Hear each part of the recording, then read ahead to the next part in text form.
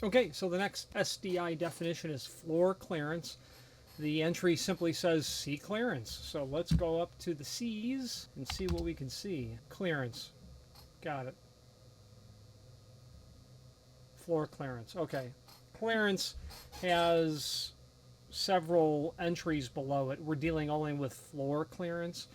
The distance between the bottom of the door and the top of the material directly below the door. This varies with applications such as concrete, any floor covering, and or a threshold. For more information, see the HAMA technical note 810-TN01-03 defining undercuts. Yeah, that governing document, it's a good one to take a look at. So when I talk about floor clearance or just clearance, I like to also remind myself that clearance is not undercut. Those are two different things. Undercut's the bottom of the door to the bottom of the jamb. Clearance is the bottom of the door to whatever is immediately below it. That may or may not be the same plane or a level surface as what the bottom of the frame is sitting on. Floor clearance, I would also think of it as the dimension from the bottom of the door to the top of any surface that's running through the door, like carpeting. So if you've got a hotel and they're whatever rating on the doors, let's imagine not 3 hour, and you're going to run carpeting underneath there, that's your clearance. Or you've got a piece of stone as a threshold and then carpeting up to the stone, that's your clearance. Bottom of the door to the top of that stone, and that can be a different height than your carpeting. So clearance is what you're left over with after the frame is installed, after the flooring is in, after the door is hung. That's what you're left with. And clearance needs to be thought about because, is the door too long? Is it too short? You got to know what your clearance is going to be and tailor your net door height accordingly. Let's talk about an example of that. If you are enjoying this video, please click thumbs up or like, and also please consider subscribing to our channel. Let's move on to the rest of the video. A common example of that would be you've got a 3070 door, 4-inch head on the frame, and you've got a, bear with me, I'm going to use an actual part number, S483A. Yeah, it's a good example. Clearance, what are you dealing with? Meaning what's left over. So your hardware set's got an S483A. I like it. That's a handicap compliant threshold. That is a bump up style threshold, also known as a bump up panic threshold, bump up style threshold, panic threshold, latch track threshold, or latching threshold maybe.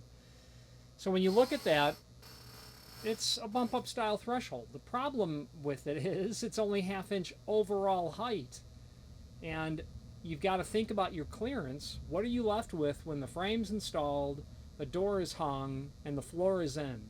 So it's a precast building where they're going to bolt the frames to the wall, and you're going to put your frame and your threshold right on that slab of concrete. Well, your clearance is too high. You got to increase your net door height. I would be making it 83.5 rather than, I would add 3/8 of an inch to my size. So when I ordered the 3070, I would tell them I want a 3/8 undercut, and they would know that the door is going to be 83.5 because you've got a 1/2 inch at the top. Now, if you go with the standard bump up like an S487A where it's 7/8 overall height, you're good. Or an S488A, you're good. Your net 3/4 inch designed in undercut, assuming that the bottom of the jamb and the threshold will sit on the same surface, you're fine with that 3/4 inch clearance. But you've got to think about clearance in the sense of what's happening at the sill section. And if I'm working on a project for someone, there was a job that we did for a contractor, an easy to work with contractor, It was for a art museum in Houston, Texas. And all of these exceptionally customized, custom one-off doors were being made in Germany. And I needed to see everything that was happening on the edges of those doors because we were doing Blumcraft egress enabled push bars. Rockwood now has them. And because they weren't glass doors, we could buy the Blumcraft from Sierra Lawrence. I really needed to see the sill section to know how much room I'm left with. Because on the plan, the sill section is going to show you a cross section of what the floor coverings, floor surfacings, the door, whatever is happening there. I really needed to see that so that I could tell Blumcraft, meaning Sierra Lawrence, here's where the strike's going to go. I was telling them the clearance dimension because that's all they needed to know.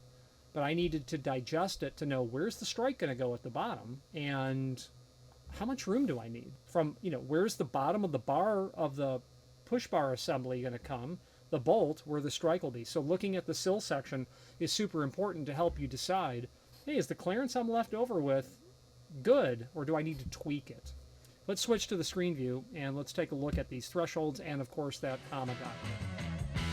If you are enjoying this video, please click thumbs up or like, and also please consider subscribing to our channel. Let's move on to the rest of the video. Okay, first those thresholds, since I'm still on this page.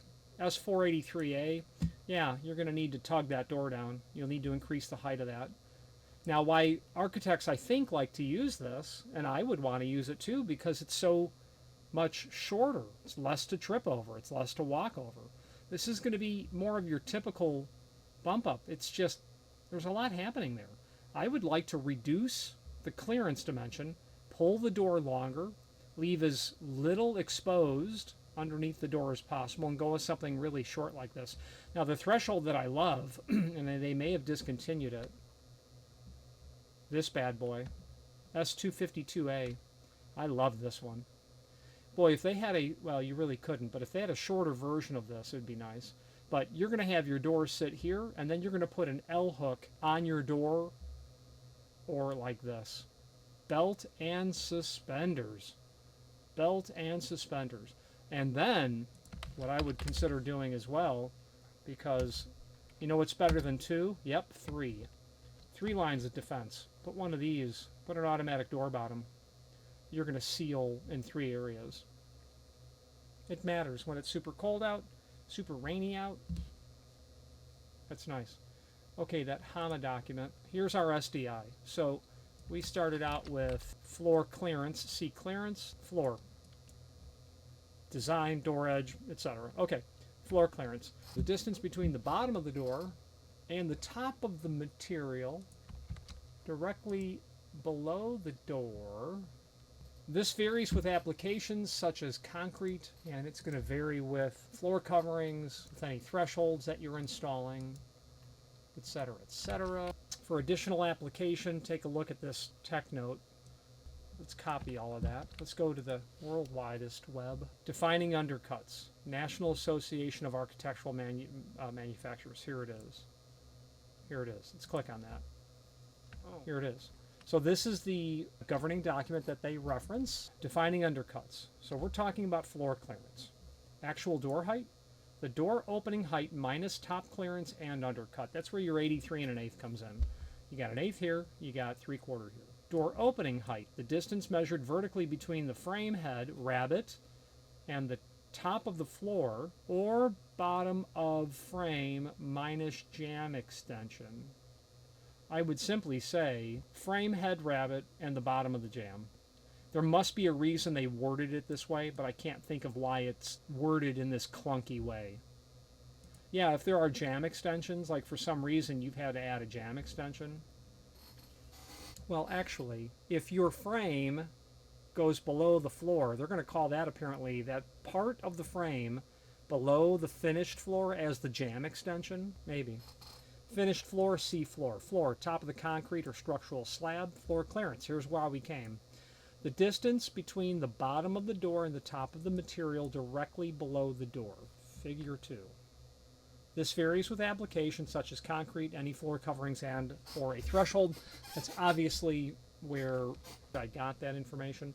And here it is. Here's your floor clearance. It's this dimension.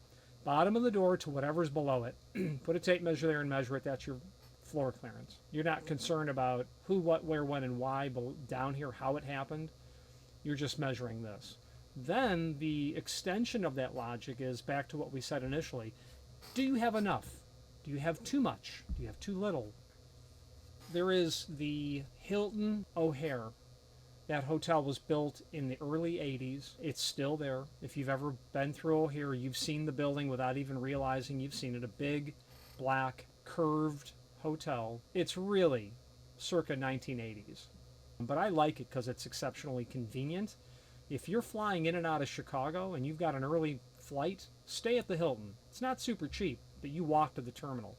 Plus, you can walk right to the Blue Line. So if you're going anywhere where the Blue Line will take you, which means any of the other lines, the brown line, the orange line, the red line, on and on and on, you can get anywhere really in the city pretty reasonably. Train plus an Uber, you're getting anywhere in the city. And the Blue Line, you just walk there. You can be at the train tracks from the Hilton in less than 5 minutes, guaranteed. I've done it several times. What's the point? The point of that is their clearances are really high because when the building was built, they had really thick carpeting that was used. And they've got a lot of original doors there.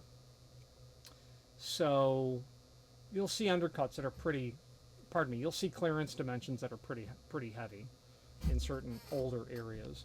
If somebody buys a house and they have said, well, this carpeting is going to go, boy, it's the 2000s. We're not doing carpeting. We're doing hardwood. And they pull off their carpeting to reveal, oh, there's red oak down there. They pull all that off, but then all their interior doors have like a 1-inch additional excessive clearance dimension. And they, hey, Rich, what can I do? Short of brand new doors, really nothing that's elegant. And people just tend to live with it. Weather stripping applications, a little taller threshold, maybe a door bottom on exterior doors. Okay, so undercut, we're not here for undercut, but it's the bottom of the door to the bottom of the jamb. Jamb extensions, that portion of a jamb or mullion which extends below the level of the floor. Well, I don't know. What would be an example of that? I can't think of one. If that said the portion of the frame, the jamb or mullion which extends below the level of the floor covering, that might make more sense, and sits on top of the floor. Figure 2, when a threshold is used, it is installed on top of the floor. Floor covering fitted around the frame or coped and under the door. Again, the formula for figuring undercut changes. Undercut is the total of the floor clearance plus threshold height plus floor covering. Yeah, makes sense. How much are you... there's an extension. Yeah, but it's not an extension. It's what I had said earlier. It's the amount of the frame that goes past the floor covering surface down to the subfloor. Okay, so you got multiple things happening here. You got a subfloor, like a poured concrete. You've got some sort of vinyl flooring here, and then a threshold. So undercut is the total of floor clearance, threshold, floor covering. And then this document just goes on to talk about additional scenarios that don't apply to us. Okay, the next definition, I think we're on page 15. Floor covering. Great, we get to stick with this topic. Let's move forward. Thank you for watching, and if you've enjoyed this video, please click thumbs up. Please subscribe and maybe even send the video to someone that you know. Thank you.